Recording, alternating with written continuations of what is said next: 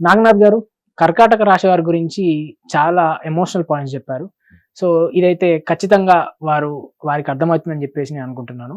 So next రాశి సింహరాశి గురించి చూసుకుంటే నాకు ఒక పర్సనల్ ఎక్స్పీరియన్స్ ఉంది, నేను షేర్ చేస్తాను.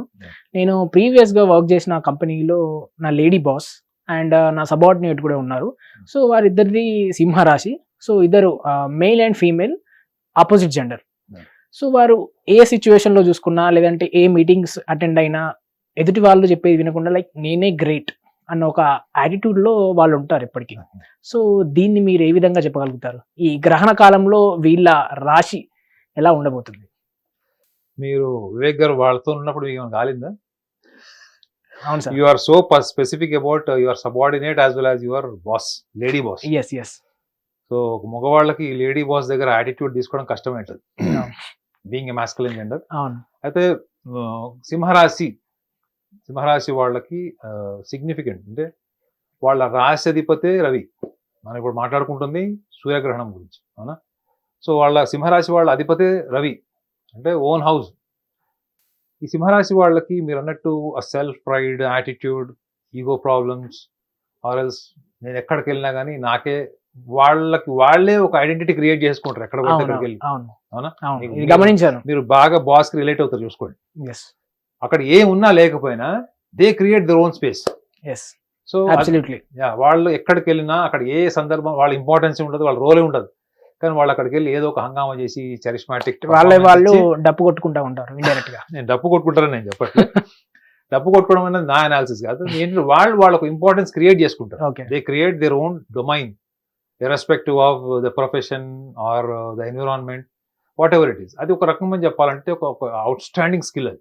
ఎందుకంటే మనిషికి ఎంత చదువుకున్నా, ఎంత విజ్ఞత ఉన్నా, సోషల్ ఎన్విరాన్మెంట్కి వెళ్ళినప్పుడు, కొత్త మనుషుల్ని కలిసినప్పుడు ఎంతో కొంత ఇన్హిబిషన్ ఉంటుంది. Kind of shy, reservedness, you will not open up much. ఈ లక్షణాలన్నిటికీ క్వైట్ ఆపోజిట్ ఉండేవాళ్ళు ఈ సింహరాశి వాళ్ళు. అంటే ఎప్పుడు కూడా వాళ్ళు కుటుంబ సభ్యులు కావచ్చు, స్నేహితులు కావచ్చు, లేకపోతే సోషల్ సర్కిల్లో కావచ్చు, వాళ్ళు ఎక్కడికి వెళ్ళినా కానీ అక్కడ ఉన్నటువంటి సిచ్యువేషన్ని మాడిఫై చేసి ఒక ఎనర్జీ ప్రొడ్యూస్ చేసేటువంటి ఓపిక ఉంటుంది, ఎంటర్టైన్మెంట్ స్కిల్ ఉంటుంది. అట్ ద సేమ్ టైం మీరు గమనించారు లేదు, వాళ్ళు వెరీ డ్రామాటిక్ బిహేవియర్ ఉంటుంది.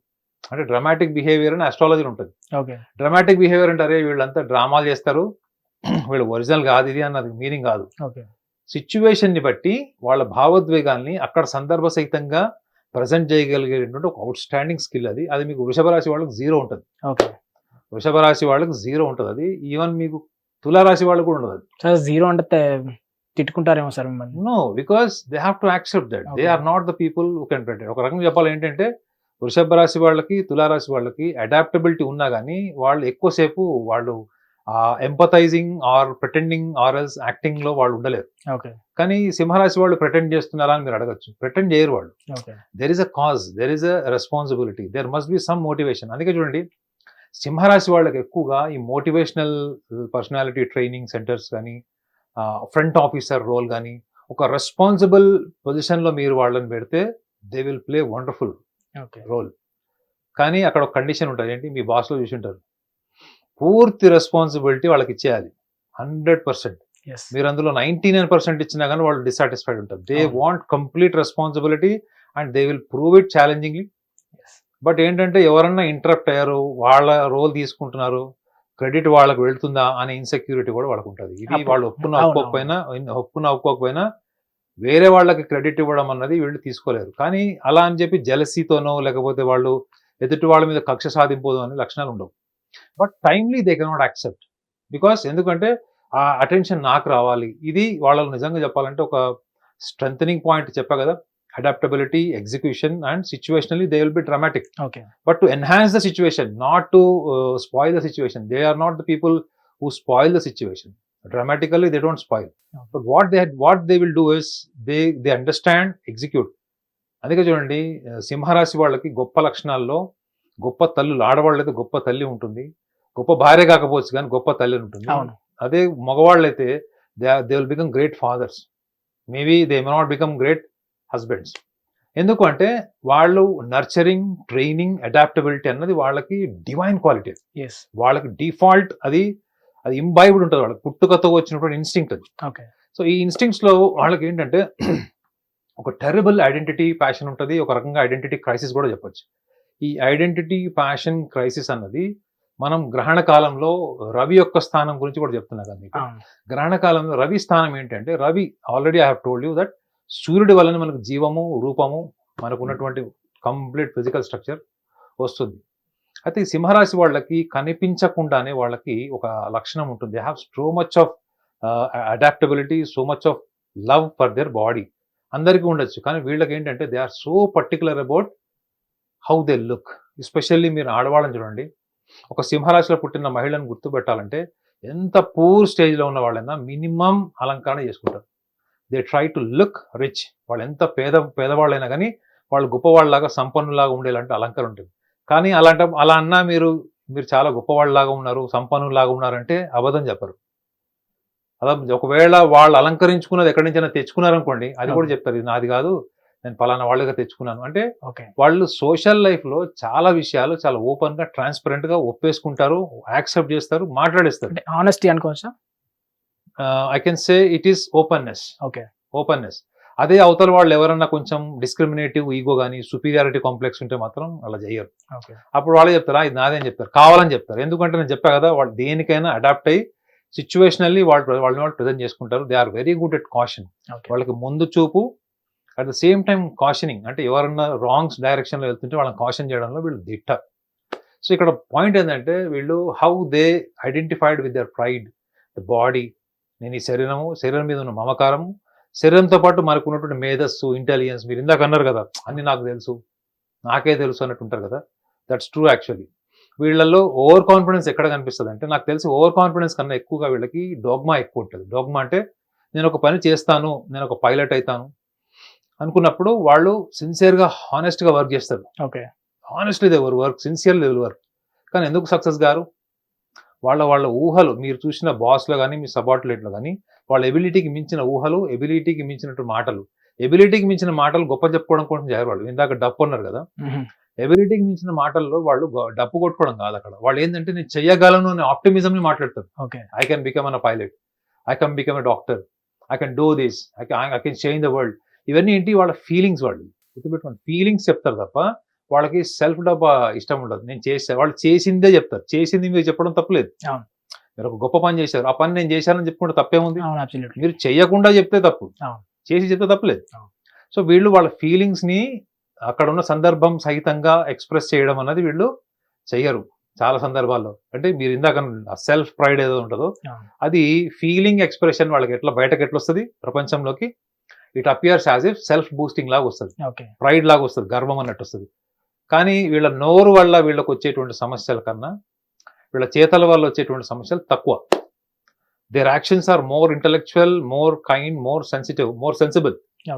But their words are so hurting others.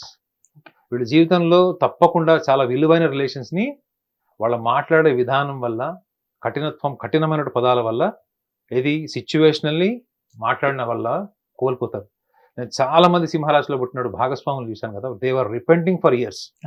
అరే అనవసరంగా అప్పుడు నేను ఆ తప్పు చేశాను, అనవసరంగా నేను అప్పుడు ఆమె వదిలేశాను, అతను వదులుకున్నాను అన్నది, ఆ రిపెంటెన్స్ అనేది నేను చాలా చూశాను. వాళ్ళు యాక్సెప్ట్ చేసింది ఏంటి? Because of the way I communicate. This is very very important point in during the eclipse. వీళ్ళకి న్యూరలాజికల్ ఇష్యూస్ ఉంటాయి వీళ్ళకి. అంటే న్యూరలాజికల్ ఇష్యూస్ అంటే మన కమ్యూనికేషన్, ఆర్టికులేషన్ వల్ల మనము అసందర్భంగా ఒక సందర్భాన్ని క్రియేట్ చేసి అసందర్భంగా మనం చెప్పకూడదు చెప్పడం వల్ల వీళ్ళు చాలా విలువైన రిలేషన్స్, నిర్ణయాలు కోల్పోవడం వల్ల తీవ్రమైన ధన నష్టం, తీవ్రమైన ధన నష్టము, తీవ్రమైనటువంటి మనస్తాపం కుటుంబ సభ్యుల వలన, జీవిత భాగస్వామి వల్ల వీళ్ళు ఫేస్ చేస్తారు. సో దీన్ని ఎలా ప్రివెంట్ చేసుకోవాలి? వాళ్ళు వద్దు అనుకున్నది కూడా వాళ్ళు చెప్తారండి. ఇప్పుడు ఫర్ ఎగ్జాంపుల్, నేను సింహరాశిలో పుట్టాను, నాకు మీ మీద కోపం ఉంది, అది నేను అనుకుంటాను అనమాట. ఇక కోపం ఉన్నా కానీ వాళ్ళు కలవడానికి వచ్చాడు, so let's have good discussion అని అనుకుంటాం. మరి ఇద్దరు మనం మంచిగా మాట్లాడుతుంటాం. సడన్ గా నాకు తెలియకుండానే నేను ఆల్రెడీ లోపల ఎస్టాబ్లిష్ చేసుకున్నటువంటి కోపం కావచ్చు, గ్రడ్జ్ కావచ్చు, వెంజెన్స్ కావచ్చు, అది ఆటోమేటిక్గా వర్బల్లీ వచ్చేస్తుంది బయటికి. So they have no control over their conversation with the person. So అలాంటప్పుడు ఏం చేయాలి? They are not advise to have long conversation with the people they don't like. నచ్చని వ్యక్తులతో ఎక్కువసేపు మాట్లాడడం, ఎక్కువ అభిప్రాయాలు పంచుకోవడం చేస్తే వీళ్ళు అన్కాన్షియస్లీ అన్కండిషనల్లీ ఉన్నటువంటి వదాలన్నీ బయటకు వస్తాయి. ఓకే. సో అట్లా అర్థం ఏంటి, మీ బిహేవియర్ మీద మీకు కంట్రోల్ ఉందా? లేదు కదా. మీ బిహేవియర్ మీద కంట్రోల్ లేదు, మీ కమ్యూనికేషన్ మీద కంట్రోల్ లేదు. కానీ you have so much of skill to establish yourself as a leader. మరి అక్కడ ఏం జరుగుతుంది? ఈ నిర్ణయాల వల్ల, ఈ ఎమోషనల్ వర్డ్స్ వల్ల, ఇంపల్సివ్ డెసిషన్స్ వల్ల what they are losing, either they are losing money or losing the best relations. Plus ఇంకోటి రిలేషన్స్ పోగొట్టుకునే టైపా, very soft people, very empathising. So వీళ్ళు రిలేషన్సే చెడగొట్టుకోరు. బెస్ట్ హస్బెండ్స్ కేటగిరీలో వీళ్ళు ఉంటారు. తెలుసా మీకు? సింహరాశి వాళ్ళు కన్సిడర్ as బెస్ట్ పార్ట్నర్స్. ఎందుకంటే అన్ని రకాల పరిస్థితుల్ని కూడా వాళ్ళు అడాప్ట్ చేసుకుని ముందుకెళ్తారు తప్ప గతంలో చెడు జరిగింది, అది జరిగిందని దాన్ని ఊరికే మనసులో పెట్టుకొని ఆర్గ్యూ చేసే టైప్ కాదు వీళ్ళు. కాబట్టి వీళ్ళకి ఎక్కువగా ఫర్గివ్నెస్ ఉందని చెప్తారు. కాబట్టి they are consider as the best husband. So eclipse టైంలో, ముఖ్యంగా సోలార్ ఎక్లిప్స్ టైంలో వీళ్ళు గుర్తుపెట్టుకోవాల్సిన ఏంటంటే 20th, 21st and 23rd. So in case వాళ్ళకి ముఖ్యంగా జీవిత భాగస్వామితోని కానీ, బిజినెస్ పార్ట్నర్స్తో కానీ ఏమన్నా మ్యాసివ్ ఏదైనా ఒక అగ్రెసివ్ డెసిషన్ తీసుకుంటానంటే they must introspect in this manner. Are they really contented, happy during their childhood? Okay. During the childhood అంటే ఎస్పెషల్లీ మీరు బాల్యంలో మీరు హ్యాపీగా ఉన్నారా? మీ ఫ్యామిలీ లైఫ్ ఎట్లా ఉంది? ఎందుకంటే ఈ సింహరాశి వాళ్ళకి family is everything. So family life ఎలా ఉంది మీది? ఫ్యామిలీ లైఫ్ మీరు ఎలా గడిపారు? ఎటువంటి ఫ్యామిలీ లైఫ్లో మీకు కంటెంట్మెంట్ ఉన్నది అంతా ఒకటి చూసుకోండి. ఓకే. రెండోది, మీకు సోషల్ ఐడెంటిటీ మీకు ఎర్లీ ఏజ్లో, అంటే బిఫోర్ 19 years ఏజ్లో, బిఫోర్ 21 years ఏజ్లో మీకు సోషల్ ఐడెంటిటీ మీరు కోరుకున్నది వచ్చిందా రాలేదా? ఓకే. సోషల్ ఐడెంటిటీ లేదు, ఫ్యామిలీ బ్రాటప్ అప్బ్రింగింగ్ బాగాలేదు, మంచి స్ట్రాంగ్ అకాడమిక్స్ లేవు అనుకుంటే మాత్రం మీరు ఏవైతే డెసిషన్ తీసుకుంటారో ఈ కేటగిరీ ఆఫ్ పీపుల్, సింహరాశి వాళ్ళు ఏ నిర్ణయాలు 3 రోజుల్లో తీసుకోవాలనుకుంటున్నారో మీరు దాన్ని అబ్జర్వ్ చేయండి. ఓకే. అండ్ ఆ నిర్ణయం తీసుకుని నేను ఏదో సాధించేశాను, రివెంజ్ తీసుకున్నాను, వదిలించుకున్నాను అనే ఫ్రస్ట్రేషన్ అన్నది మీకు ఆ నిర్ణయం సందర్భాన్ని బట్టి రాదు. ఓకే.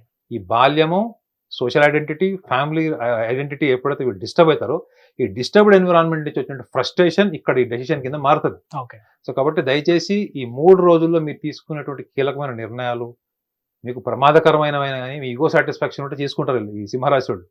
అర్థమైంది? అవసరమైతే జైలుకు పోవడం కూడా రెడీ అవుతారు, కానీ వాళ్ళు దాని మీద మొండిగా ఉంటారు. కానీ దాన్ని అవుట్లుక్ ఏదైతే ఉంటుందో చాలా దూరాలోచన చేసి చెయ్యరు వీళ్ళు. సో క్షణికావేశంలో క్షణికంగా ఆలోచించేటువంటి విషయాల్ని ఈ 3 రోజులు కనుక if they observe them self, if they relate with this the past childhood and the satisfaction, the social identity, దీన్ని కనుక వాళ్ళు కన్సిడర్ చేస్తే ఈ నిర్ణయాల తీవ్రత తగ్గిపోతుంది ఫస్ట్. ప్లస్ తీసుకునే నిర్ణయం కూడా వీళ్ళకి నెక్స్ట్ కాన్సిక్వెన్సెస్ కూడా బెటర్ అయ్యే ఛాన్స్ ఉంటుంది సింహరాశి వాళ్ళకి. హిట్ టీవీ యాప్, ఇందులో short news, live news, entertainment shows, movies, digital magazines తో పాటు మీ జిల్లా వార్తలను కూడా ఫ్రీగా చూడొచ్చు.